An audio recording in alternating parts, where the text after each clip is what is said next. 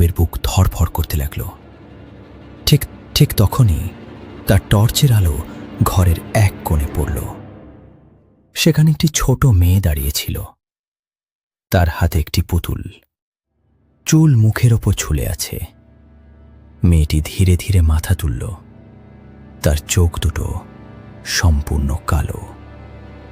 অর্ণব ভয়ে পিছিয়ে গেল। হঠাৎ ঘরের সব পুতুল একসাথে নড়তে শুরু করল। মেঝেতে পড়ে থাকা পুতুলগুলো যেন জীবন্ত হয়ে উঠেছে। তাদের মাথা ধীরে ধীরে অর্ণবের দিকে ঘুরে গেল। তারপর চারদিক থেকে অদ্ভুত হাসির শব্দ ভেসে আসতে লাগল। অর্ণব বুঝতে পারল আর এক মুহূর্ত এখানে থাকা নিরাপদ নয়। সে প্রাণপণে দরজায় ধাক্কা মারতে লাগল। হঠাৎ দরজাটি খুলে গেল।